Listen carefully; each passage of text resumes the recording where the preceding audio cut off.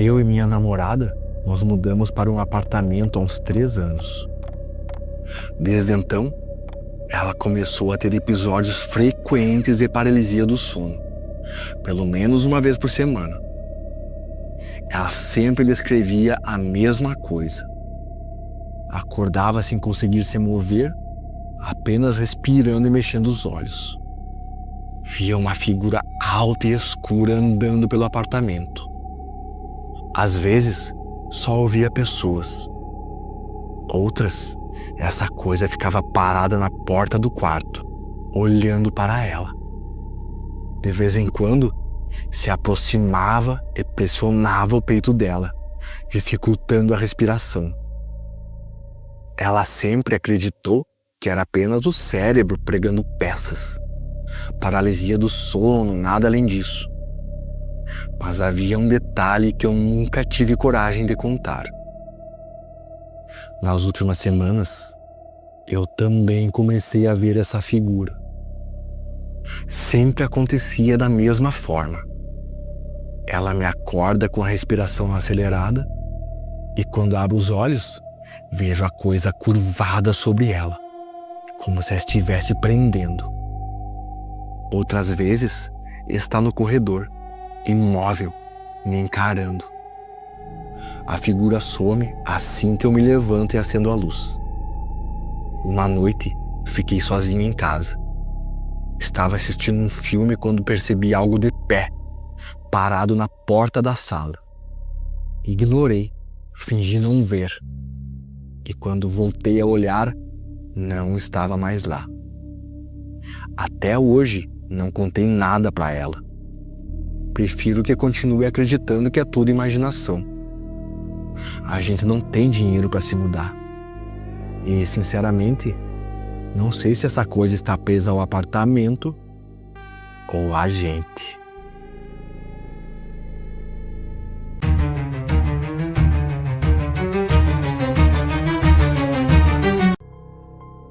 Foi um dos poucos acontecimentos da minha vida que eu não consigo explicar até hoje. Eu estava no quarto, no andar de cima, escrevendo um trabalho para a faculdade. Como eu sabia que estava sozinho em casa, me assustei quando ouvi minha mãe me chamar no andar de baixo. Respondi, "O quê?" Mas ela não disse mais nada. Irritado por ter perdido o raciocínio do texto, levantei e desci. Não a vi na sala, nem na cozinha. Chamei outra vez. "Mãe?" E dessa vez, a voz respondeu meu nome. Vinha do sótão. Estranhei. Por que ela estaria no sótão, no escuro? Abri a porta e acendi a luz. Perguntei o que ela estava fazendo lá. Nenhuma resposta. Desci alguns degraus e ela chamou meu nome outra vez.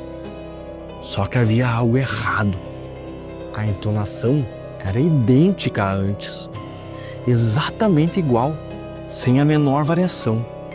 Como se fosse uma gravação repetida. Meu coração acelerou.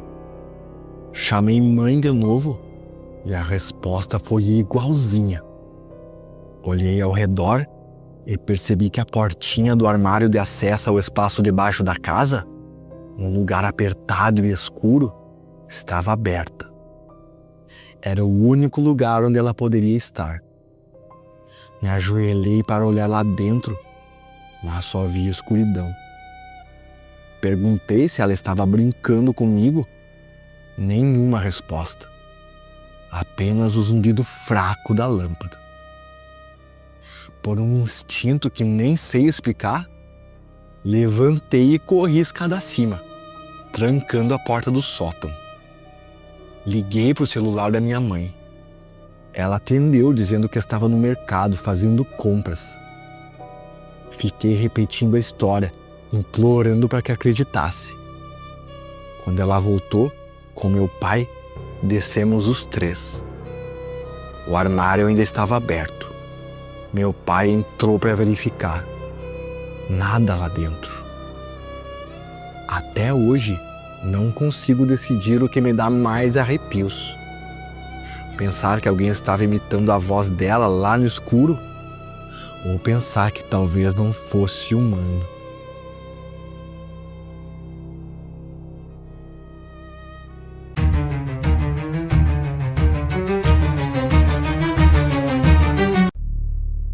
Meu pai sempre conta que, na grande enchente de 70 e pouco, um amigo do meu avô ofereceu uma casa para a família ficar. Era um lugar até confortável e eles acabaram alugando por um tempo. Todos gostavam muito da casa, pelo menos no começo. Com o passar dos dias, meu pai e meu tio, que dormiam um quarto perto da cozinha, começaram a ouvir quase todas as noites sons estranhos. Era como se a geladeira abrisse e fechasse sozinha, seguida pelo barulho de talheres se mexendo. Depois veio algo pior. De vez em quando, vinha uma menina atravessando o corredor. Meu pai dizia que nunca tinha luz acesa, mas a fresta no telhado deixava a lua entrar. E foi assim que ele conseguiu ver a silhueta passando. Ele também se lembrava de uma coisa que reparou logo no primeiro dia. Bem no centro da cozinha havia uma mancha escura, difícil de identificar. O tempo passou e um dia o homem que tinha cedido a casa acabou confessando. Disse que muitos anos antes, uma criança havia sido sacrificada exatamente naquele ponto onde hoje ficava a cozinha. E completou que não acreditava nessas histórias. Por isso continuava alugando o imóvel.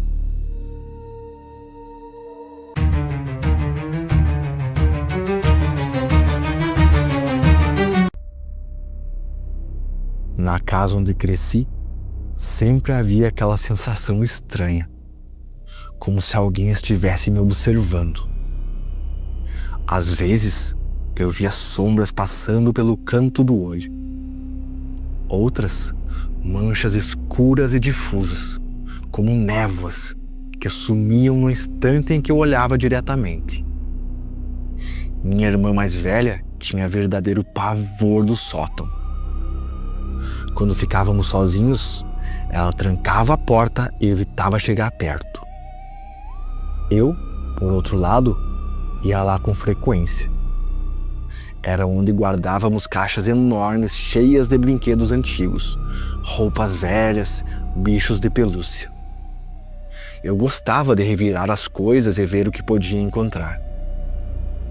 Mas toda vez sentia aquele peso, como se algo escondido no escuro me observasse. Um dia, subi a escada e ao chegar ao topo, congelei. Atrás de uma das caixas, vi uma cabeça enorme, branca, quase translúcida. O formato lembrava um alienígena. Ela estava parada, voltada diretamente para mim. Ficamos assim, trocando olhares por alguns segundos que pareceram minutos. Então, devagar, ela começou a se abaixar, desaparecendo atrás da caixa. Meu corpo inteiro arrepiou. Virei-me de repente e desci, tentando convencer a mim mesmo de que era imaginação. Mas nunca mais consegui entrar naquele sótão sem sentir o coração disparar. Não contei a ninguém por anos. Depois, meus pais venderam a casa e nos mudamos. E desde então, nunca mais senti em lugar algum aquela sensação sufocante de estar sendo observado.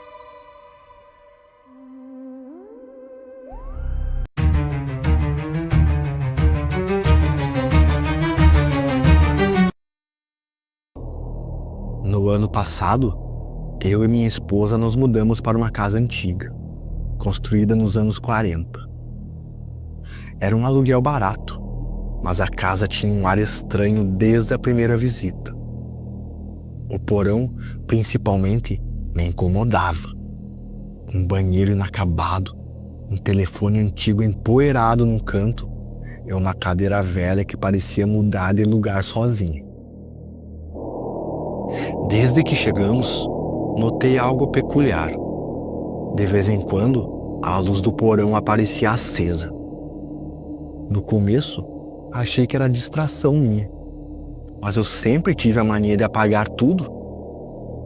O estranho é que, nos últimos meses, isso começou a acontecer com mais frequência, e sempre à noite, enquanto dormíamos.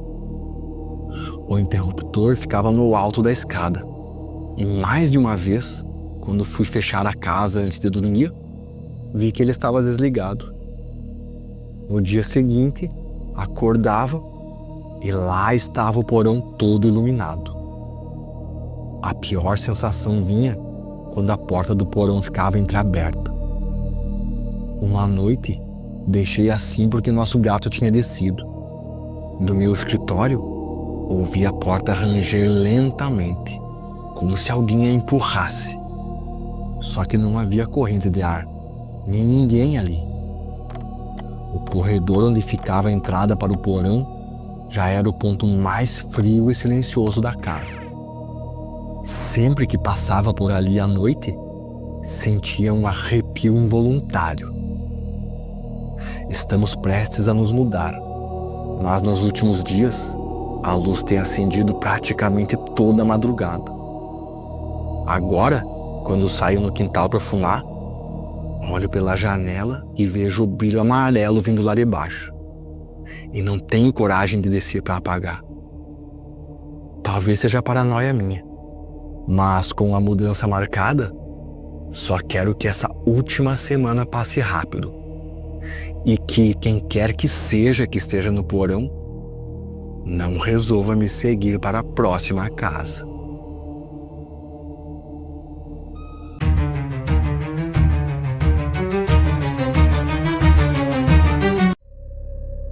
Eu tinha uns 13 ou 14 anos, quando um amigo da escola me chamou para passar o fim de semana na casa dele.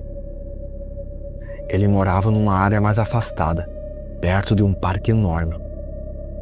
Sempre que eu ia lá, a gente inventava alguma aventura. Um dia, ele me contou sobre umas cavernas antigas, que na verdade eram túneis de mineração abandonados. Marcamos de ir no sábado de manhã. Antes de seguir para lá, passamos no mercado para comprar água e lanches. As primeiras cavernas eram curtas, acabavam em portões de ferro trancados. Algumas mais longas tinham sinais de gente que ia beber ou fumar escondido. Velas derretidas, latas de cerveja, rabiscos nas paredes. Depois de mais de 1 hora de caminhada, encontramos uma diferente. Era mais longa, fria e não tinha lixo recente.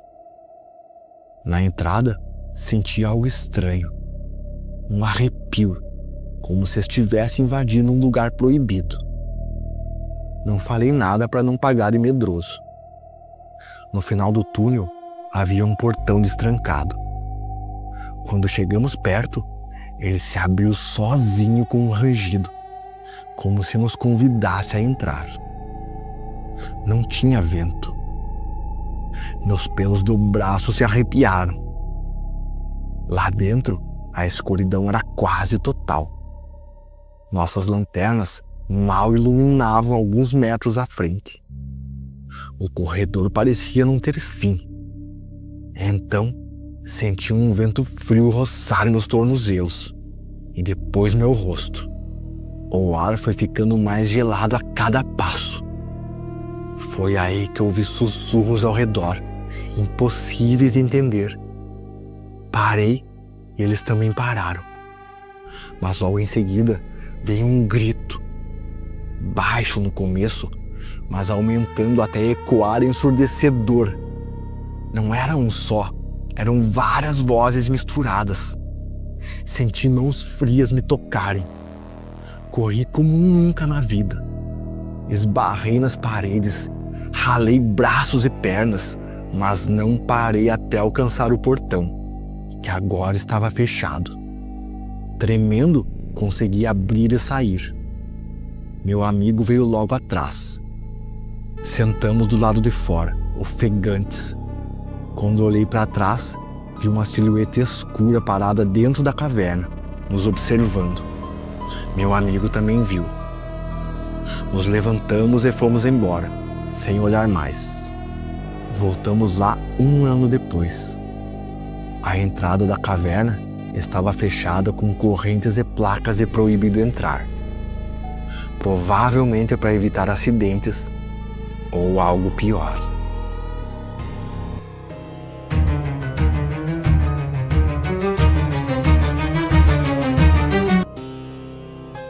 Era madrugada e eu dormia profundamente quando um som me despertou. Parecia que alguém tinha pego um clipe de papel da minha escrivaninha e eu atirado contra a parede, fazendo-o quicar de volta sobre a mesa. Abri os olhos ainda sonolento, mas o barulho continuou ecoando na minha cabeça. Sentei-me sobre a cama e acendi a luz.